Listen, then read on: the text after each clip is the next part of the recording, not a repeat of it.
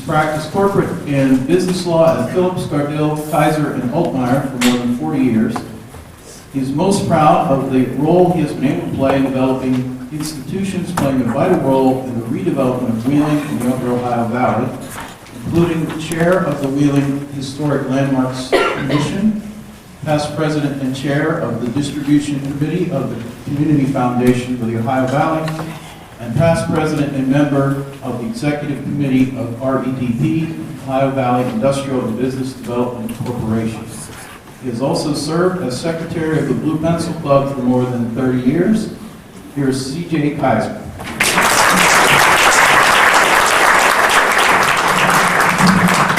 Thank you, Sean.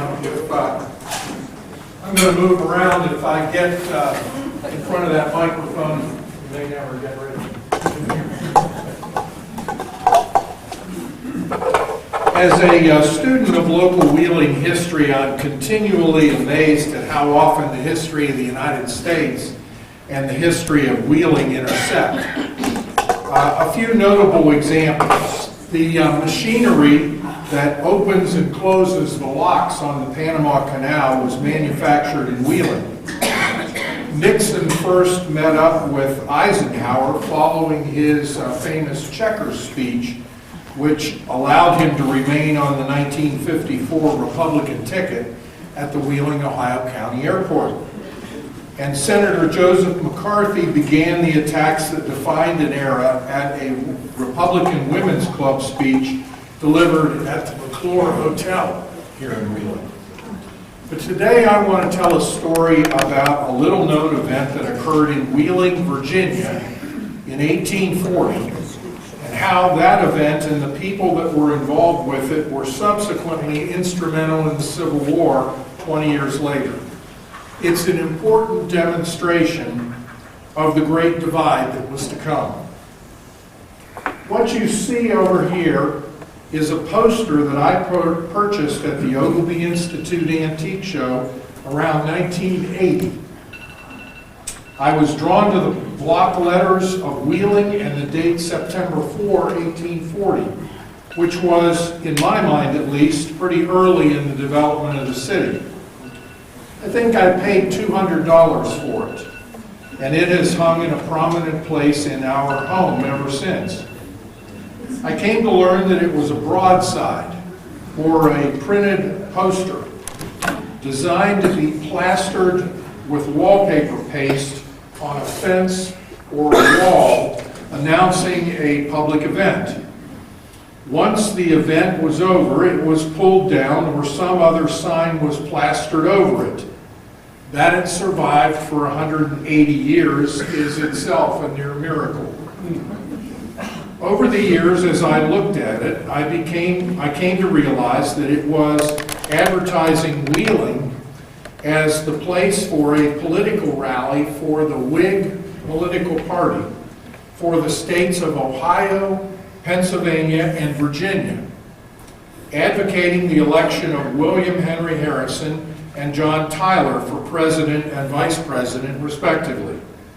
Tippecanoe and Tyler Too was the slogan. If you remember your American history, William Henry Harrison served the shortest term of any president, about 30 days, after catching a cold, after delivering what was then the longest inaugural address. But you may not remember that in 1840, the second, third, and fourth largest states in the United States by population were Pennsylvania, Virginia, and Ohio in that order. And here in Wheeling was a political convention for all three. To put things into perspective, the census of 1840 said that Wheeling had a population of 7,883 people. It was then the 51st largest city in the United States and the third largest city in Virginia after Richmond and Norfolk. Cleveland, Dayton, and Columbus were all smaller than Wheeling. But Cincinnati was then the sixth largest city in the country, behind only New York, Baltimore, New Orleans, Philadelphia, and Boston, in that order. On August 1st, 1818, the National Road was completed to Wheeling, but in 1840, there was no Baltimore and Ohio Railroad, no Wheeling Suspension Bridge, and no Wheeling Custom House, although Wheeling had been designated a port entry into the United States. The first steamboats on the Ohio River that could travel upstream were built in Wheeling in 1816, and by 1840 were regularly plying the Ohio and Mississippi rivers, taking products to and from New Orleans, Cincinnati, and Pittsburgh. The steam engine builders that powered the riverboats were also supplying steam engines to the sawmills, glass manufacturers, and nail companies.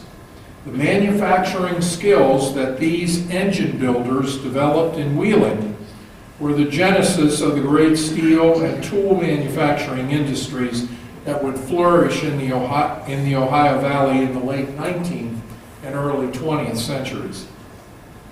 The Western Address Directory, published in 1837 and available here at the library, said that Wheeling then had 136 manufacturing establishments employing 1,700 men, owning 28 steam engines, and using 1,243,000 bushels of coal annually.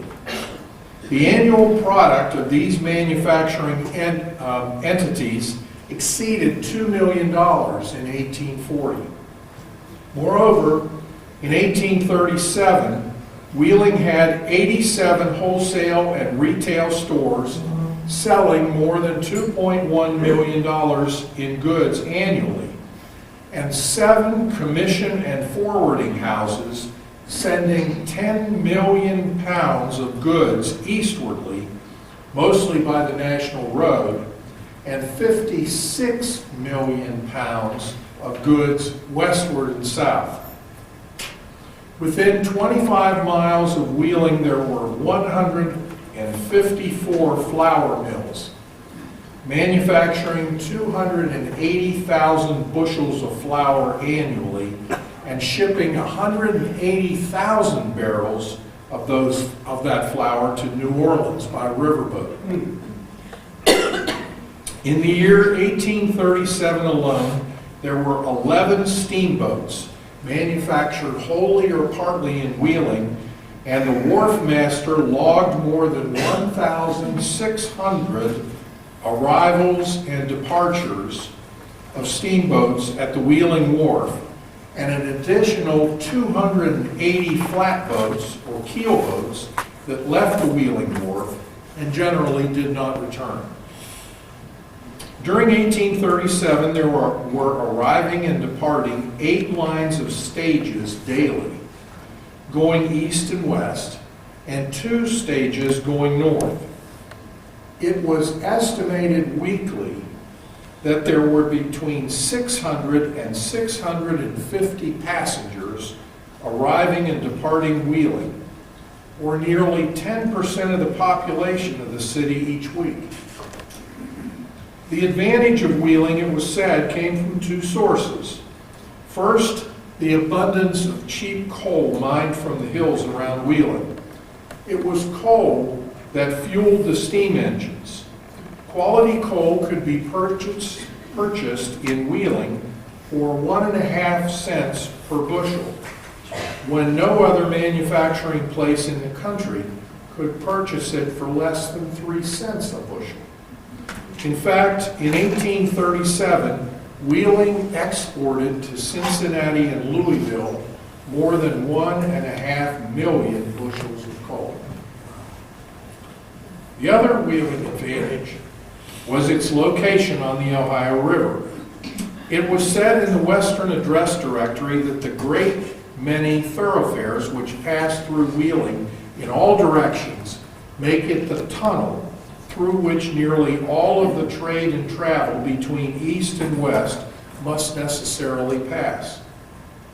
In 1840, Wheeling was directly connected to three of the largest cities in the United States. Number 2, Baltimore by the National Road. Number 3, New Orleans by the Ohio and Mississippi rivers. And number 6, Cincinnati by a short trip on the Ohio River. Even before there was a Whig political party, there was a great affinity between Henry Clay and the people of the Wheeling area. It is proved in the original street names of the city. There's a map that I have in my office that was prepared in 1854 for the United States Supreme Court case of Pennsylvania versus the Wheeling and Belmont Bridge Company. It shows that the original numbered streets today were named for presidents: Washington, Adams, Jefferson, Madison, Monroe, Quincy, and then Clay Street. Even in 1850, there was no Jackson Street, and there was no Van Buren Street. In 1824, there were 4 members of the Democratic Republican Party running for the presidency: John Quincy Adams, Andrew Jackson, William Crawford, and Henry Clay. No candidate won a majority of the Electoral College, throwing the election to the House of Representatives. Speaker of the House, Henry Clay, believing Jackson to be unsuited to be president, used his influence in the House to make Quincy Adams president.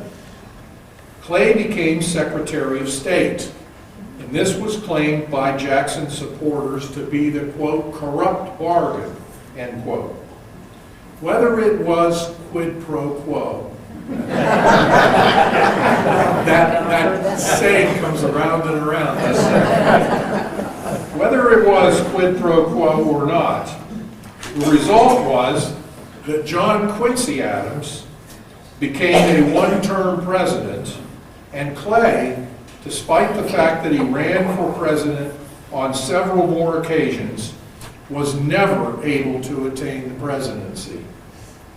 Henry Clay is often referred to as the most qualified person ever not to become president of the United States. Andrew Jackson was elected president overwhelmingly in 1828 over Quincy Adams, and re-elected in 1832 over Clay. Martin Van Buren, Jackson's vice president from New York, was elected president in 1836.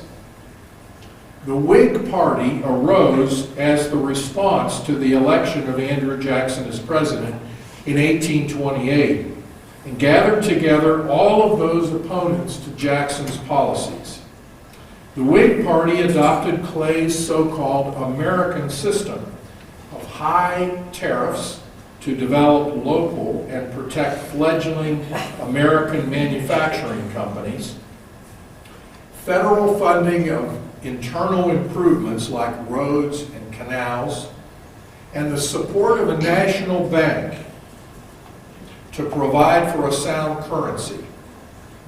The Second Bank of the United States was formed after the War of 1812 to provide for a national currency and to issue government bonds. But when Jackson and Van Buren revoked the charter of the Second National Bank of the United States and removed government deposits, the Panic of 1837 was the result.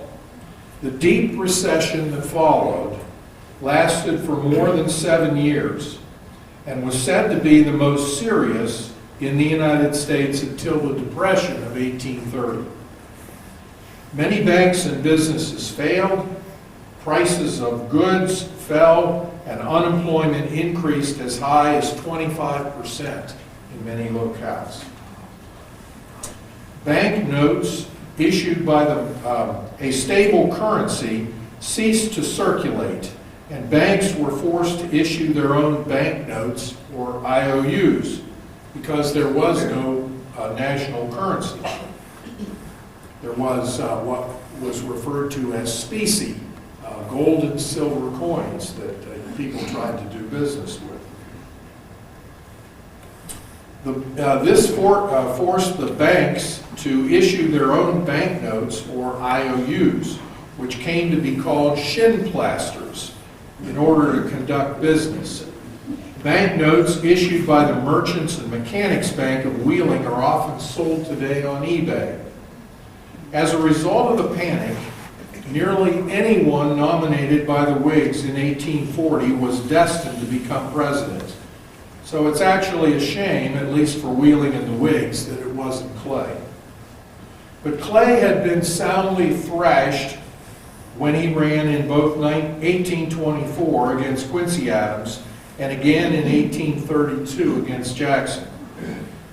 These records of failure stigmatized Clay as a loser.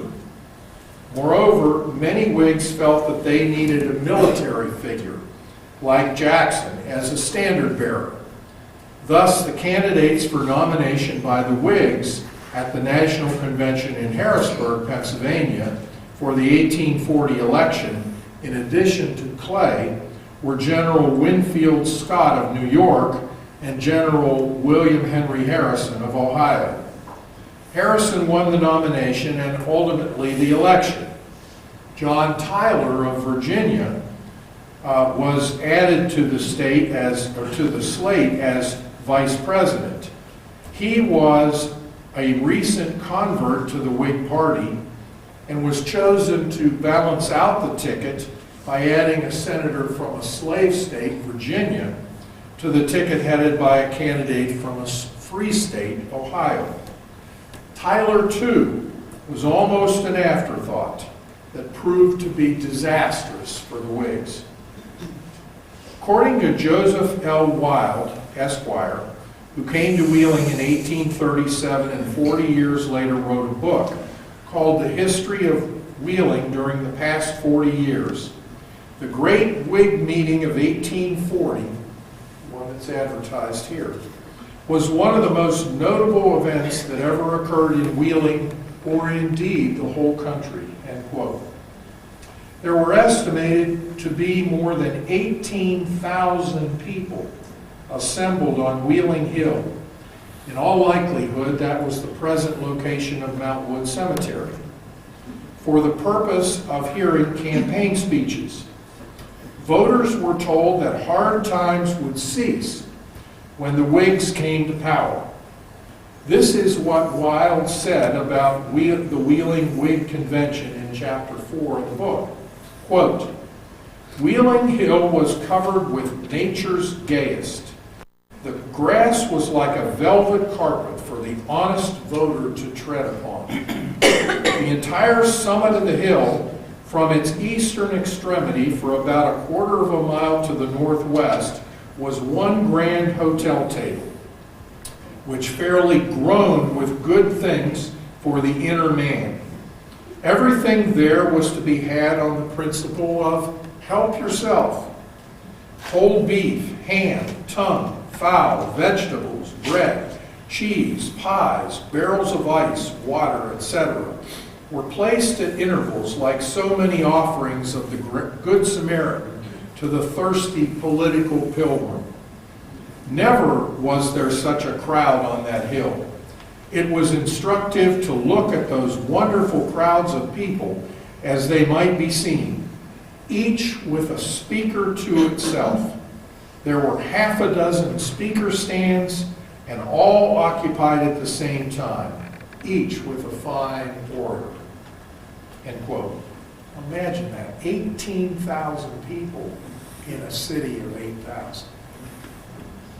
As an aside, Wilde also described the great Whig pole that was erected on the site of the present Oddfellows Hall at the corner of 12th and Chapel Street. The pole was constructed by a man who had formerly been a sailor and was built in nautical style in 3 sections, like the mast of a ship. It was as high as Wheeling Hill, said Wilde, and floated an American flag aloft to the breeze at an altitude that shared at the highest naval vessel in the United States service. It was conceded at home and abroad, said Wilde, to be the highest thing of its kind in the country. It was the pride and joy of the Whigs, and an omen of defeat to the Democrats.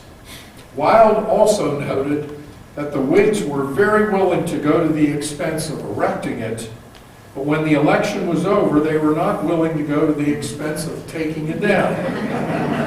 It stood for a few years, but being made of a kind of wood that was not very durable, it soon rotted at the foundation and fell to the ground in a great fall. Apparently it took out, the courthouse was across the street where the court theater was, and apparently it took out the iron fence that surrounded the courthouse.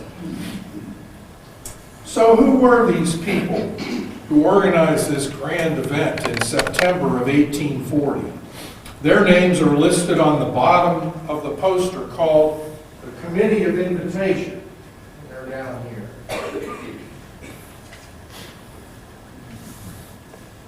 They are Jacob S. Shriver, Thomas Bruce, O.W. High School, A.T. Laidley, James H. White, J.E. Wharton, Louis Byhay, S.P. Holohan, Joseph Tidball, John L. Newby, John M. McCreary, and B.F. Kelly.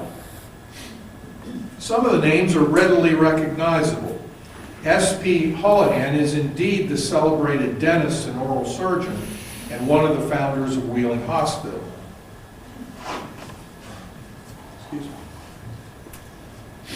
Louis Byhay was a pork processor and cousin to Gottlieb Byhay, who was the baker. Dr. Thomas Bruce was a doctor and the proprietor of the Monroe House Hotel. The Bruce family home, that's B-R-U-E-S, B-R-U-E-S, family home is still standing on North Front Street. O.W. High School was the original proprietor of a hardware company, later to become Ott High School, and also a director of the Northwestern Bank of Virginia. James H. White was an architect and house carpenter who designed what is now referred to as the Blue Church on 12th Street for St. Matthew's Episcopal Church, still standing 181 years later. John L. Newby was a lawyer with an office on Water Street. Joseph Tidball was also a lawyer whose nephew attended West Point with Stonewall Jackson and became a general in the Union Army and is somehow related to Bob Meade. A.T. Laidley was the deputy clerk of the Ohio County Circuit Court, and after losing the election for clerk here, moved to Charleston, Virginia, where he had a distinguished career. There is a street named for his family in Charleston, West Virginia, and the Laidley Building is the home of Jackson and Kelly, one of the largest firms in the state. Both James E. Wharton and John M. McCreary were editors and publishers of newspapers. Wheeling Cathedral.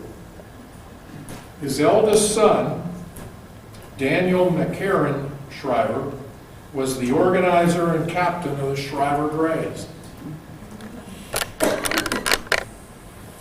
This was a Confederate company organized in Wheeling that was part of the 27th Infantry, Stonewall Jackson's regiment, which participated in many of the most important battles of the Civil War.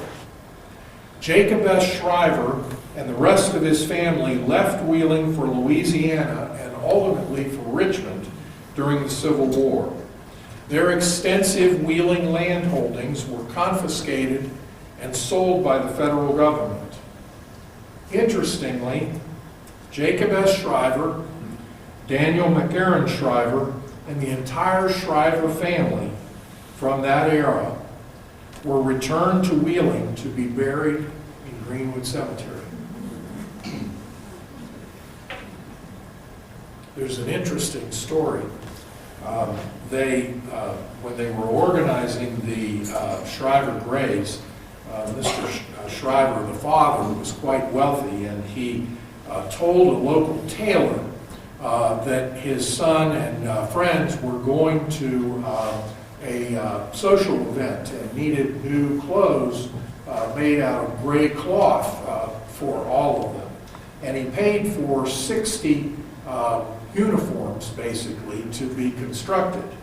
And the tailor figured out what this was all about, but since he had already been involved in making the clothes, continued, and the entire group of 60 or 70 men were able to sneak out on a riverboat in the middle of the night with these uniforms made in Wheeling.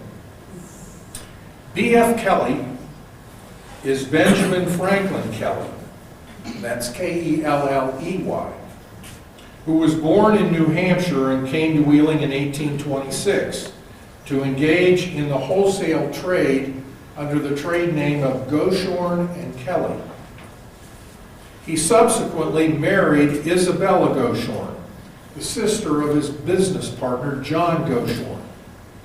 John Goshorn and his son, the Reverend William Goshorn, received notoriety when they traveled to Cleveland, Ohio to recapture fugitive slave Lucy Bagby Johnson, reputed to be the last fugitive slave captured and returned before the outbreak of the Civil War.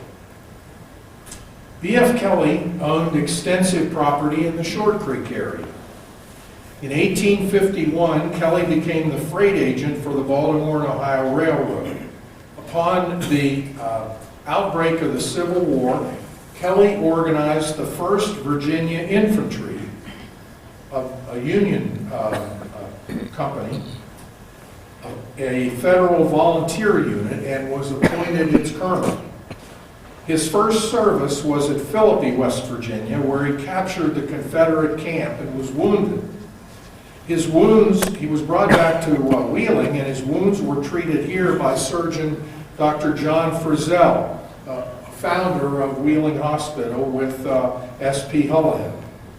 B.F. Kelly returned to action at Grafton and was promoted to brigadier general. Kelly ultimately commanded a division of 10,000 soldiers at the Department of Harper's Ferry, whose responsibility was to promote or protect the B&O railroad lines. After the Civil War, he was appointed to several government positions by Republican presidents, and he is buried in Arlington Cemetery.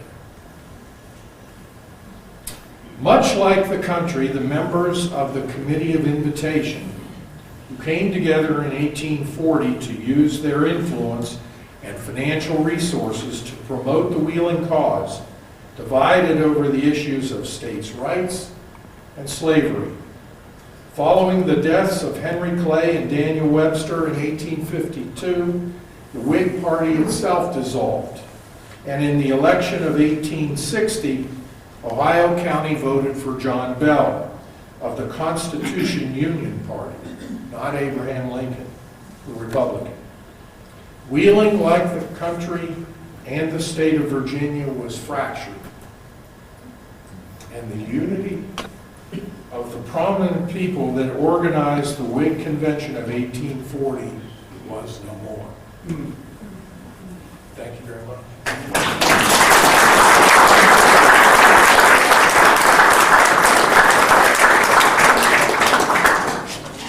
I'll be happy to try to answer questions if you have any. Yes? I grew up in East Wheeling, and the grade school I went to was called Clay. Is that after Henry Clay? There is a division of the city of Wheeling called Clay. It's Clay District, or Ohio County. I suspect, I haven't done any research, but Clay Street goes right down Clay School.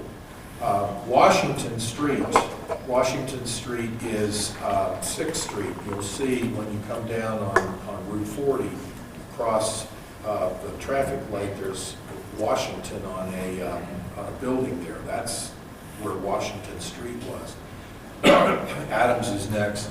Madison is 10th Street. Monroe is 12th Street down at the bottom of the hill. Quincy is 15th Street.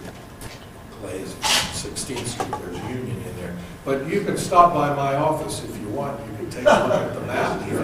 Was Clay involved with the National Road? Yes. Out, and what's her name out there where the monument place is? Yeah. The joke is- Lydia Shepherd. Yes. You see, Henry Clay was an early Speaker of the House, and he used to get from his plantation in Lexington, Kentucky, by taking a riverboat up to Wheeling, and then he would take the National Road across to Washington, D.C. And that's why he stayed here so often. In fact, I'll tell you a story. I took this out because I didn't want to make this talk too long. But following the death of President William Henry Harrison, John Tyler turned his back on the policies of the Whig Party and was forever known as a pariah within the Whig Party. Professor Michael F. Holt, who wrote the definitive book on the history of the American Whig Party, said that without question, John Tyler and his cabinet, who decided to seek Texas annexation in order to try to secure Tyler's re-election and salvage his historical reputation, was most blameworthy for the Civil War. Holt said that had Clay been nominated in 1839 and elevated in 1840, as he most surely would have been, Clay would not have sought the annexation of Texas in 1844, and surely, and the subsequent Mexican War, which did so much to inflame sectional rivalries over slavery, which Clay abhorred. Clay was a slave owner, however. So that's ironic, isn't it? But there's a story in Mr. Wilde's book that I quote, and Sean can show you where that is.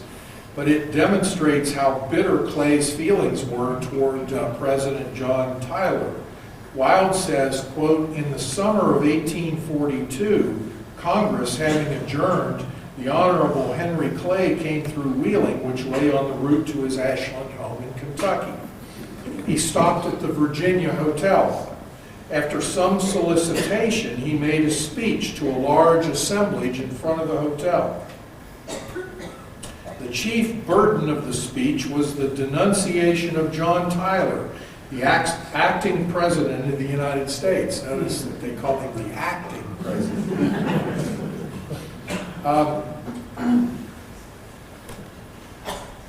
Tyler had vetoed the Exchequer Bill, which was a bill for the regulation of the banking interests of the country that had been supported and promoted by Clay. Mr. Clay arraigned Taylor for falsifying the rose-colored pledges made to the nation in the celebrated campaign of 1840.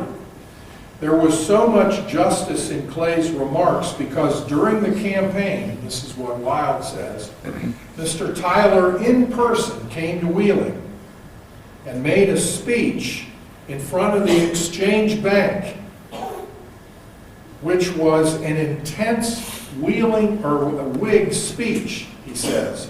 Holding a solvent banknote in his hand, Tyler pronounced himself in accord with the Whig policy on currency and all other questions.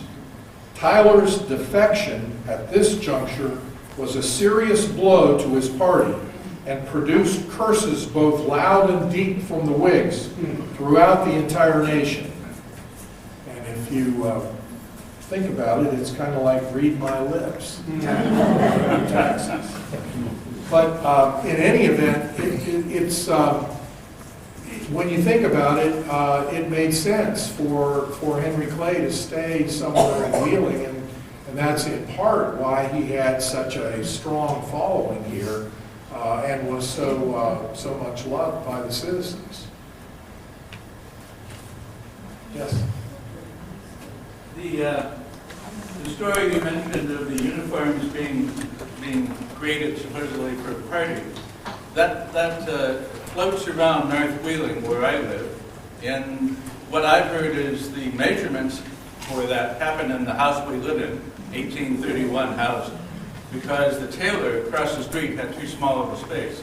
Yeah. And so the tailor made them, and the Shriver's Bay came in our house and picked them up and went on. Wow. That's right. They definitely were made in Wheeling. Yes. Is there any truth to the rumors about Henry Clay and Lydia Shepherd? I wasn't there.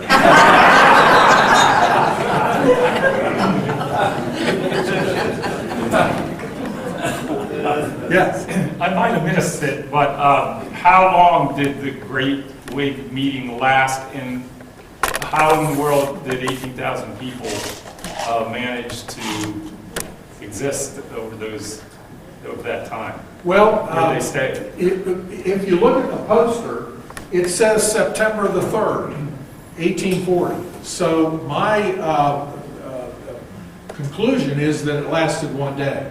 And if you listen to all of the comings and goings of stages and people and that on just a regular basis came to Wheeling, it was not very hard for people to get here from surrounding areas. So I suspect they didn't stay here, but all I can do is report what Mr. Wild said. I don't think they would have paid him like the advertisers do today for how many people get on your site, but it could have been quite an exaggeration. But even so, even if it's only 2/3 of what he says, 18,000 people, just think of the amount of people on Wheeling Hill during that time period. And my guess is that as there were so many speakers, it probably lasted all day long, and people would flow in and flow out. Yes? I forget, why did Jackson take out the National Bank and cause that horrible panic? It doesn't seem very smart. Well, no, it was not very smart, particularly for Wheeling, because there were, at the time, Margaret, at least half a dozen banks in Wheeling, including two big ones, one the Northwestern Bank of Virginia and the other the Merchants and Mechanics Bank. Jackson hated banks. Early in his career, I'm not sure whether he actually lost money or something happened to his family where a bank foreclosed on his property. And his biggest thought as president was to pay off the debt so we can get rid of the banks. And so what they actually did, Henry Clay and a guy by the name of Nelson Biddle, who was the president of the Second National Bank, they tried to renew the bank for an additional 20 years and were able to get it passed, but if my memory is correct, Jackson vetoed the extension of the bank.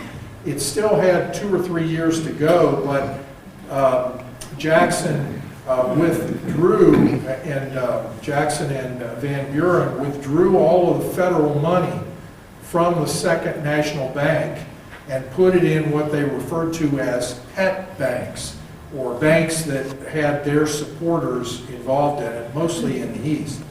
And so as a result of that, the country banks and many of the banks that had been associated with the Second National Bank didn't have any way of issuing credit, and more importantly, didn't have any way of paying for goods that they were purchasing in New Orleans.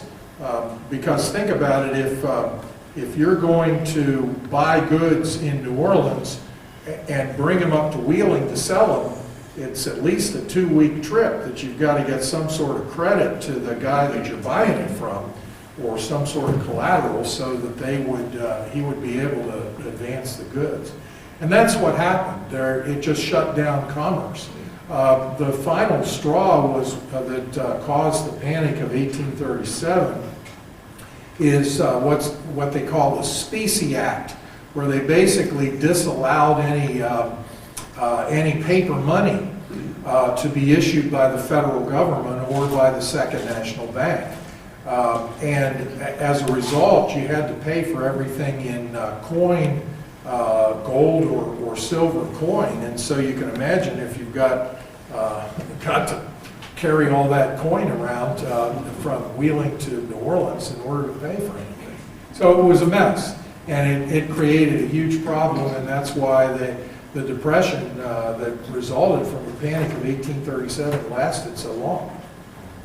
Yes? Didn't Jackson also believe that the Second Bank of the United States had a lot of foreign investors, especially British holdings? There are lots of there's lots of truth to that. I'm not a student of Jackson. Quite frankly, I think he was a scoundrel. But I do think that you're right, and of course, a lot of the credit that the United States government got to do things, particularly after the War of 1812, when the Second National Bank was created, were from the British and foreign sources. There wasn't enough money in the United States for the federal government to borrow enough money to build ships and pay soldiers and those types of folks. So they had to get it from abroad. It's interesting, Margaret, the two banks in Wheeling were financed from different people. The Merchants and Mechanics Bank were primarily just that, the merchants. The Northwestern Bank of Virginia was owned and operated for land speculators. And the people on that board and the ones that were putting the capital up were using that bank to provide loans so they could sell real estate to settlers. Anything else? Yes, Patty. I love your statistics at the beginning of your speech. Is there a copy of this someplace, or have you put your speech online or in the paper? Or? Yeah. Well, sure, I can do that, but most of it comes from the directory that Sean has here, the directory that was printed in 1837 about Wheeling, and the discussion about what's important and how. I don't know how much of it is true, but it was printed in a pamphlet primarily to show the importance of Wheeling from 1837 and the amount of commerce. And of course, logic backs a lot of that up. It's most interesting, and I think it gives perspective about what these folks were all about. Anybody else? Thank you very much.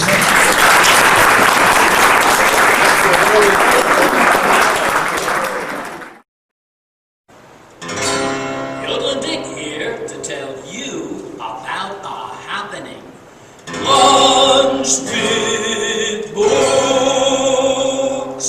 Lunch with books, that's Pepsi, hacks and cracks and yells and sings, rocks and swims with Warren Billy. Lunch with books. Lunch with books.